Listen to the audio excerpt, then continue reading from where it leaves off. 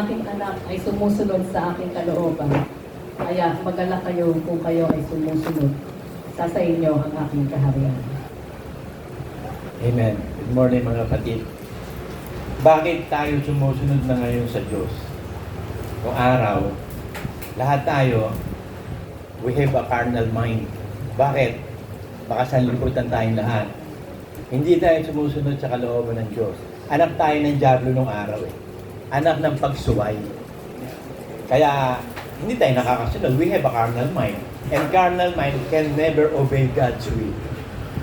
Niloob na ng Diyos na tawagin na tayo. Ito na yung panahon na tinawag na tayo. Ginawa na tayo mga anak. So ito rin ang panahon na unti-unti tayong babaguhin ng Espiritu Santo. Ngayon papayag ka lang. Renewing of the Holy Spirit. Unti-unting pagpapabanal. From faith to faith, from glory to glory. Hanggang abutin natin lahat ang kabuong kapuspusan ni Kristo sa tamang pananampalataya. So sa ngayon, magsasanay tayo na maging magpakabanal. Ano yung magpakabanal? Sumunod sa lahat ng kaisipan ng Diyos. Kasi ang kaisipan ni Kristo, ang kaisipan ng Ama. Ngayon, ang kaisipan naman natin, maging kaisipan naman ni Kristo. So we are one with the Father, we are one with Jesus Christ, we are one with the Holy Spirit. Ang Holy Spirit nga, hindi siya nagsasalita ng ng ibang bagay, kundi yung narinig lang niya. Sabi sa John 16:13.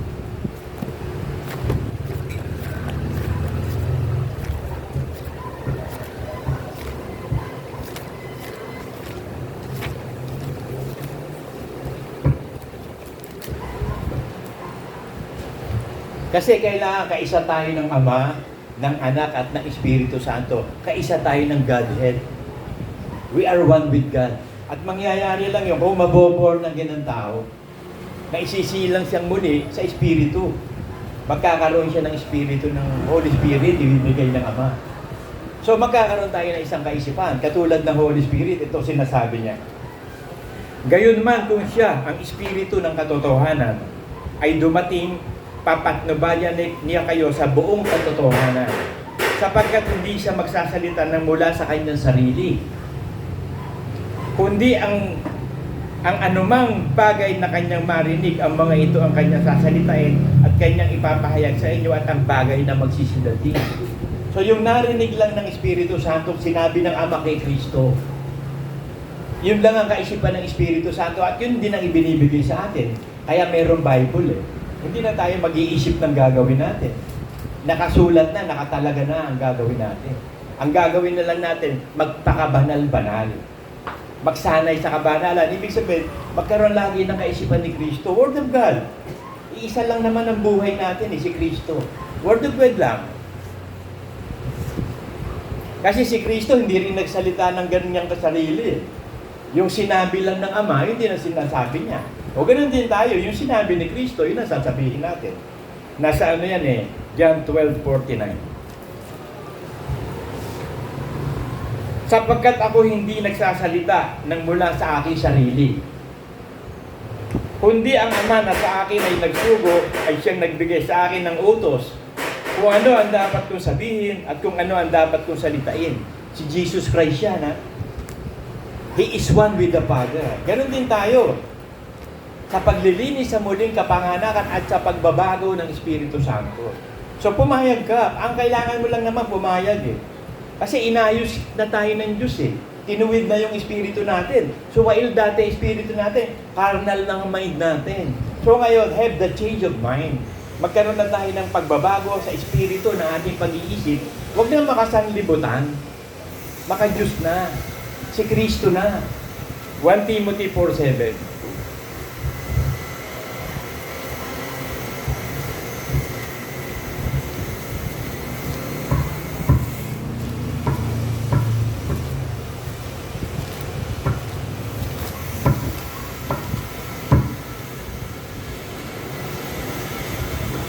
Dadapwat itakwil mo ang mga kathang masasama't walang kabuluhan at magsanay ka sa kabanalan.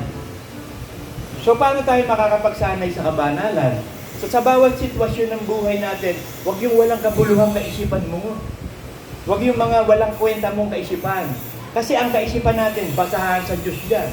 Kahit ikaw pa ang pinaka-genius, the wisdom of the world is foolishness to God. Nakasulat sa 1 Corinthians 1:19. Babasahin ko mamaya. So ang tungkulin natin sa huling panahon ito, magsanay sa kabanalan. Ibig sabihin, lahat ng dadaanan natin sa buhay natin ito, kasi dadaan tayo sa maraming pagsubok, sa maraming tiisin, sa mga persecution, sa mga lahat ng kadustaan. Aawayin tayo ng sanlibutan, aapihin tayo dito sa mundo. Hindi kasi tayo taga-mundo. So kung hindi ka magbabago ng pag-iisip, nakakasama ka ng sanlibutan. Kaya sinasabi ng Diyos, hatulan mo ang iyong sarili. Sapagkat kapag ikaw ay hinatulan ng Diyos, parurusahan ka, para hindi ka parusahan kasama ng sanlibutan. So, hatulan mo na ang sarili mo. Judge yourself na ngayon. Dito lang sa lupa, hatulan mo na ang sarili mo. Kung hindi ka patunay na nagpakabanal-banal na yun, magpakabanal-banal ka na. Hatulan mo na ang sarili mo, nakarnal ka pa rin ngayon. Kasi nung araw tayo karnal hindi pa tayo nakakakilala ng kalooban ng Diyos. Wala pa yung Espiritu Santong binibigay.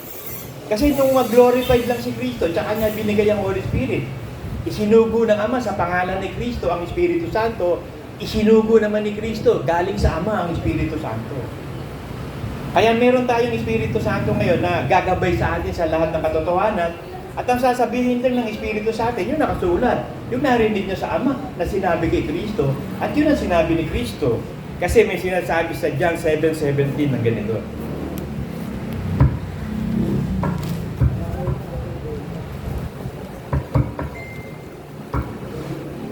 Kung ang sino mang tao ay nag-iibig gumawa ng kanyang kalooban, ay makikilala na niya ang utos kung ito'y sa Diyos o kung siya'y nagsasalita ng mula sa kanilang sarili. So makikita mo yan sa lahat ng relihiyon na hindi itinatag ng Diyos, nagdadagdag sila ng sarili nilang kaisipan. Meron silang mga libro, Book of the Mormons, Apocrypha ng mga Katoliko, Book of the Catholics, Book of the Protestant, pasugo ng Iglesia ni Cristo. Lahat sila may kanya-kanyang libro. Mga golden plate ni Joseph Smith, yung Torah ni Muhammad. Iisa lang ang basis natin, Word of God Tayo yung relihiyong itinatag ng Diyos. Kaya ang batayan natin, Word of God lang. Ngayon habang naghihintay tayo, wala kang gagawin kundi sundin ang Word of God. Malalaman mo naman yan Kapag may isang sitwasyon, magsasalita sa iyo Espiritu Santo. Pag hindi mo gagawin, mag-i-insist siya. Mararamdaman mo, parang gusto mong gawin. Parang meron kang gusto mong gawin na sinasabi ng Espiritu. At minsan, hindi tayo sanay kasi sa Holy Spirit. Pag nasanay tayo, minsan nagsasalita siya pag may danger. Para mag-discern naman natin kung danger, na merong danger, para bang aligaga ka sa gagawin mo. Pag nararamdaman mo, tila double-minded ka sa gagawin mo, ibig sabihin, baka may sinasabi Espiritu sa iyo. Huwag ka munang gumawa. Mag-meditate ka muna. Yung gagawin mo, huwag mo munang gawin. Kausapin mo muna Holy Spirit. Kasi baka mamaya, meron siyang bagay na ayaw ipagawa siya, gagawin mo. Kasi nangyayari sa akin yan Pag ako nagmumotor, dililigo ako sa kanan, may dumadating sa isip ko, huwag kang lumigo dyan sa kanan. Huwag kang lumigo sa kanan, kumaliwa ka. Hindi ko pinapansin yun. Napagkumanan nga ako, kamuntik na ako ma-accident ako. Yun pala, may babala. Pero kung sinuway ko siya, hindi naman ako niya pinabayaan. Iningatan pa rin ako ng ministering angel. So, matutunan natin. O minsan sa palengke. Minsan nagpupunta ako palengke. Sasabihin sa akin, bumili ka kamatis. Magsasalita naman ang isip ko, may kamatis pa doon Hindi na ako. Pag uwi ko sa bahay, alam niya, ubus na pala yung kamatis. Ganun ng Espiritu Santo Kasi minsan kumukontra tayo lagi Pero pag may pumapasok sa kaisipan mo na talagang parang pinipigilan ka, huwag ka basta gagawa. Ang pinakamaganda, yung first thought sa Espiritu yun Kasi yung second thought, na yun. Sisingit na si Taning Yung unang pumasok sa isip mo, medyo i-analyze mo, nasa Word of God ba ito? Lord, ito ba ang gusto mo? Sige, gagawin ko. Kung palpak ako, ito na, bahala. Ang Diyos ang magtutuwid. So we have the mind of God. Kailangan magkaroon tayo ng mind of God. Yun ang importante Sabi sa Isaiah 26:3.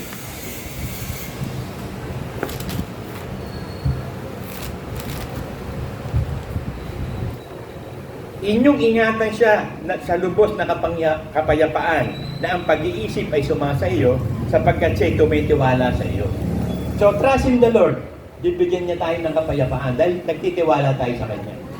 Ibibigay ng Diyos ang kapayapaan. Kasi nagtitiwala tayo sa Kanya eh. Kasi kung hindi tayo magtitiwala sa Kanya, makukonfuse ang buhay mo. Ano bang magiging basis of life mo? Kasi kailangan meron kang code eh. Code of life. Kailangan meron kang daan na dinadaanan.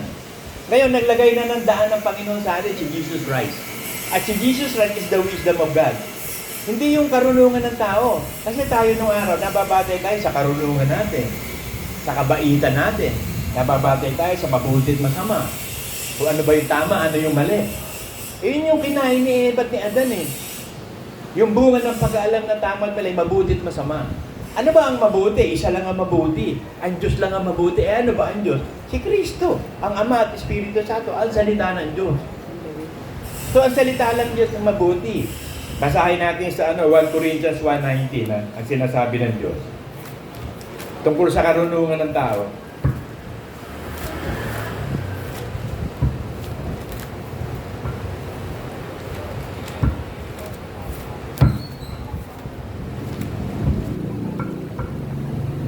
Sapagkat nasusulat, iwawalan ko ang karunungan ng marurunong. Kahit na si Einstein ka pa, na napakatalinong Israelites. Alam niyo ba na Israelite si Einstein? Napakatalino niyan. Alam niyo ba kinukuha ang presidente nung araw yan, ng Israel? Nung itatag nung 1948, wala silang presidente. Sabi ni Einstein, hindi ako pwede, hindi yan ang linya ko eh. Tapos ang kinukuha nila ang nakuha nila si Ben Gurion. Ito ang director ng Mossad. Napakagaling nito si Ben Gurion. Yun ang naging first president. At ang national hero nila si Eli Cohen. Israel, ang gagaling ng mga Israelites. Hanggang ngayon, alam niyo, ang nagmamaneuver ng mundo, Israelites. Rothschild House. Ang husay, kasi mga bayan ng Diyos yan eh. Napakatatalino niya. Ang problema, lumiko eh. Lumipat sa hentil. Ngayon, kung may pangako ang Diyos sa kanila, babalikan ng Diyos siya. Kaya lang sa tribulation. Dadaan sila sa tribulation. Hindi katulad natin, hindi na tayo padadaanin sa tribulation. Ililigtas na tayo ng Diyos bago mag-tribulation. Kaya ang gagawin lang natin araw-araw, maghintay sa Panginoong Jesus na may pagtitiyan at pagtitiis na ang isip mo, isip ng Diyos. Have the mind of God. Isa lang naman nga Word of God. Kaya nga sabi ni Kristo hindi ako nagsasalita ng ganang sarili ko Yung sinasabi ng Ama, yun ang sinasabi ko. At sabi ng Espiritu Santo, hindi ako nagsasalita ng ganang sarili ko, kundi yung narinig ko. Yung John 7:70, sabi, ang sino man tao gagawa ng kaloob ng Diyos, hindi manggagaling sa kanyang sarili. So ang preaching mo, hindi manggagaling sa talino mo o karunungan mo. Ang ipipreach mo, Word of God. Susuportahan niya ng Holy Spirit, palalawakin niya. Meron kang gift of preaching, gift of teaching. Yan ang inahalal ng Diyos ng mga pinuno May gift of preaching, gift of teaching. Na ipapaliwanag nila sa level na pati mga elementary makakaintindi. Hindi yung akala mo na lalalim-lalim ng mga salita para si Watchman Mga intuition. Natatanda nila sa School of Christ. Mga intuition. Diyos ko po, ang hirap. Ipapaliwanag. Ano yung intuition? Si Brother Manny, makikita mo, pag nagturo, simple-simple, di ba? Talagang, payak na payak. Pero maintindihan mo. Itong isa natin na tinuri kong guro, kinukuha pala niya yung kay Watchman yung maaaral niya, kinukuha sa libro. Si Brother Manny, hindi. Sa Holy Spirit niya kinukuha, hindi sa libro. Sugo si Brother Manny, magtuturo siya ng Word of God. Sino magtuturo sa kanya? Ang Espiritu Santo na nasa. Ganon din tayo. Hiniran tayo lahat. Sino magtuturo sa atin? Espiritu Santo nasa atin. So, kukonsulta ka muna. Kumonsulta ka lang. Di ba, may sakit tayo, lahat tayo may sakit. Kumonsulta ka sa doktor. Ang sakit natin, carnal mind nga dati, di ba? Ngayon, kailangan magbago ka na ng isip, Kristiyano ka na Kung hindi ka magbabago pa ng pag-iisip ngayon, baka maiwan ka sa rapture. Kasi kailangan magkaroon ng pagbabago, sabi sa Titus 3:5.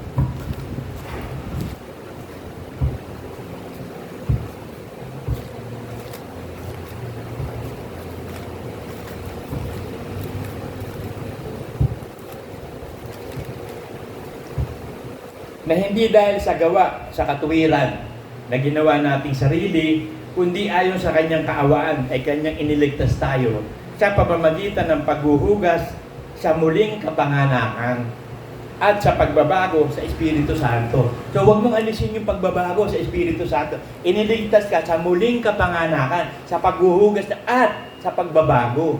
Ay yung iba, kung mo tinanggap na si Kristo na born again, ligtas na eh. Ay nabago ka ba ng Espiritu Santo?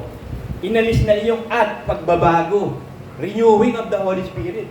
Kasi ang Espiritu pa lang natin ang na-justified, na banal. Ang kaluluwa natin, hindi pa. Yung isip mo, yan pa rin. Yung carnal mind natin, minsan lumalaban tayo sa Diyos. Kaya tayo nagkakasala, pinaiiral pa natin yung dati. Yung carnal mind natin dati. Anak ng pagsuway. Kasi nandiyan pa sa loob eh. Nandiyan pa yung bago. Ang personality natin, anak ng Diyos, anak ng demonyo. So ikaw ang magdidesisyon ngayon. Sino pipiliin mo? Pag anak ng Diyos, magusunod mo lahat kalooban ng Diyos. Gagawin ng Diyos ang kapangyarihan, makasunod ka. Kung anak ng Diablo, gagawin naman ni Sarat ang lahat ng kapangyarihan niya para sumuway ka sa Diyos. So, pipiliin mo, luma o bago? Sa huweting pwede ka tumaya sa luma at sa bago. Pero ngayon hindi na tayo nag-uhuweting. Ang susundin na lang natin lagi ang bagong pagkatao. And if one is in Christ, he is a new creation. The old self is gone. Renewing na ng Holy Spirit. At ang pagre-renew ng Holy Spirit, dadaan ka sa pagsubok. Hindi pwedeng hindi ka ma-renew na hindi ka dadaan sa apoy. Baptism of fire. Lahat tayo dumadaan sa bautismo ng apoy. Para na sa ganon, makita sa atin ang pagbabago ng Espiritu Santo. Magkakaroon tayo ng pagbabago ng pag-iisip. Kaisipan ni Kristo. Kasi ang kaisipan nga ni Kristo, ang karunungan ng Diyos eh. Kung gusto mong maging marunong, kaisipan ni Kristo. Kung gusto mong maging hangal, kaisipan mo. Kahit matalino ka pa. Basahin natin ha. Saan naroroon ang marurunong? Saan naroroon ang mga eskriba? Saan naroroon ang mamatuwid sa sanlibutan ito? Hindi baga ginawa ng Diyos na kamangmangan ang karunungan ng sanlibutan?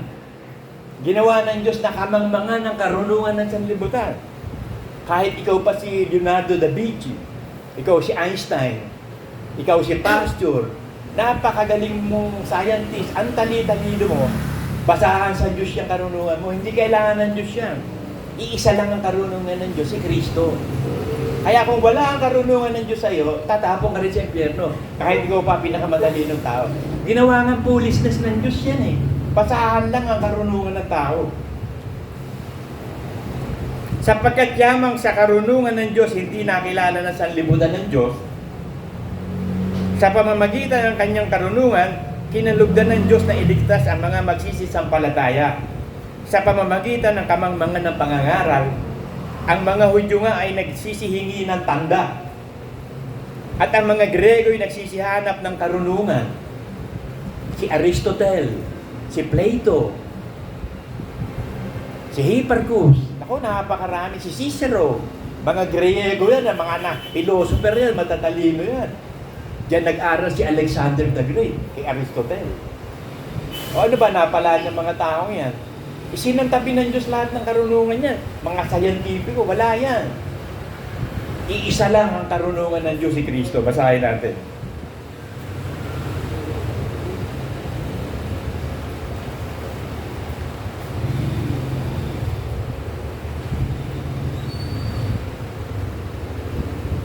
Datapwat ang aming ipinangangaral ay ang Kristo na nanatako sa krus, na sa mga Hudyo ay katitisuran, at sa mga hentil ay kamangmangan.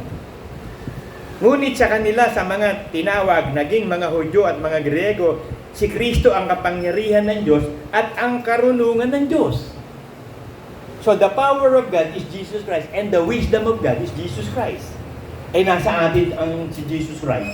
Ibinigay ang Holy Spirit para ma-maintain na si Jesus Christ mag-aari sa atin.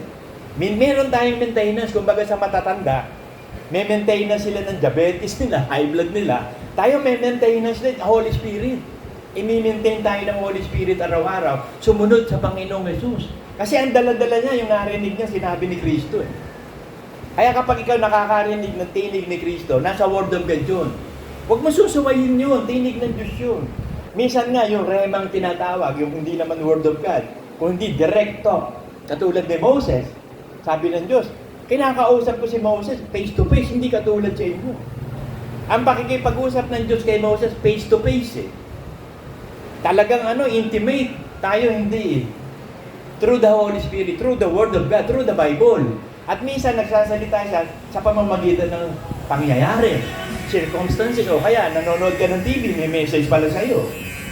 So, you will have to catch the wind of the Spirit. Paano nagtuturo ang Espiritu Santo? Marami siyang paraan kung paano paratingin sa'yo ang mensahe sa'yo. Magiging attentive ka lang sa Kanya. Malalaman mo yan eh, pag yung parang bang nakukonsensya ka. Kasi ang ginagamit ng Espiritu, conscience. Kita mo yung masasama, may konsyensya pa rin. Kahit hindi hinuhuli ng pulis, nagpahuli. Bakit? Hindi makatulog eh. Di ba? Halimbawa, may pinatay siya, hindi naman siya mamamatay tao. Nangungonsensya. Pinakamahirap nakalaban sa lahat, konsyensya. Bakit? Kasama mo yan araw-araw eh. Kahit matutulog ka, tatayo ka, uupo ka, kasama mo konsyensya. Kaya huwag tayong gagawa ng kasamaan. Para hindi tayo mangonsyensya, hindi ka magiging mapayapa, mawala kapayapaan. Kapag nagkakasala tayo. Kasi sin depart us from God. And the wages of sin is death. So, niligtas na tayo ni Kristo doon. Yung death na wages of sin, ng kasalanan, niligtas na, natapos na ni Kristo ngayon ang pagliligtas. So, yung muling pagbabalik niya, doon sa magiging katulad niya. Doon sa magiging katulad ng kaisipan niya. So, kailangan maging katulad tayo ni Kristo. Yun ang plano ng Diyos sa lahat. Umpisa pa lang, yun ang plano.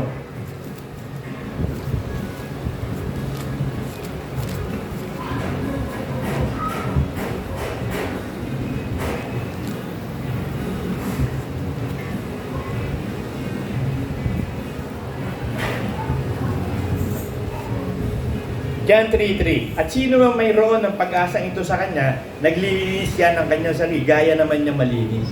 So maglilinis tayo ng ating sarili. Paano tayo maglilinis? Yung carnal mind natin, huwag na. Yung lumang pagkatao natin, yung dating isip natin, huwag na paganahin. Linisin na. Lagyan ng bago. Bagong pagkatao, kaisipan ni Kristo. Ang buong Kristyanismo nabubuo lang sa pagiging katulad ni Kristo. We will be like Christ. Kasi yun naman talaga ang plano ng Ama sa simula pa. Hindi pa nililikha ang langit at lupa, pinili na tayo ng Diyos, nakilala na tayo. Kaya siya nagbigay ng free will. Iniisip ko, Lord, bakit nag-free will? Pwede namang wala, di ba? Para dire-dire. Hindi pwede. Paano malalaman ng Diyos kung sino pipili sa Kanya? Para ma-predestine niya. Kasi makatarungan ng Diyos eh. Hindi naman pwedeng tatapon ka agad sa impyerno. Hindi. Para ka itapon sa impyerno, meron free will. Pinapipili ka ng Diyos, siya o ang eternal death. Pinili ng mga tao yung kasanlibutan eh. Katulad ng mga anghel. Alam niyo yung mga anghel, bakit nakipag-sex siya sa daughters of the earth? Naranasan nila yung sarap ng laman. Kakita mo, kinulong sila ng Diyos sa bottomless pit sa darkness. Nakipag-asawa sila sa daughter of earth. Ano itong mga ito eh, masyadong makasalanan itong mga anghel na to. Naranasan nila yung sarap ng sanlibutan eh. Makipagniig sa mga anak ng tao. Hindi na sila nakabalik sa dati nila. Nasarapan sila doon sa ginusto nila eh. Ganon din ang pagiging tayo, sabi ko nga sa inyo, masarap mabuhay sa mundo pag makasalanan ka. Ang sarap mabuhay dito sa mundong ito kapag makasalanan ka. Pero ikaw ay tunay na Kristiyano, walang kakwenta-kwenta dito sa lupa. Yun ang nakita ni Lot eh. Kaya sabi ni Lot, ano ba ito? Napakasama ng Sodom at Gomorrah. Iniligtas sila ng mga anghel. Pati sila gusto makipag-sex doon sa Pati nga anghel eh. Gaano kasama ang mga tao sa Sodom at Gomorrah? Pati yung mga anghel gustong makasex eh. Sa Sodom at Gomorrah. Puro demonyo, poses ng demonyo mga nando sa Sodom at Gomorrah. Pero iniligtas ng Diyos si Lot. Pero meron bilin ng Diyos. Pag tumalikod na kayo sa Sodom at Gomorrah, huwag kayong lilingon o babalik pa sa dating pagkatao. Magiging asin ka. Asin na walang lasa. Huwag na tayong tatalikod pa o paaalipin pa sa dating pagkatao. Makipaglaban na tayo. Galatians 5:1.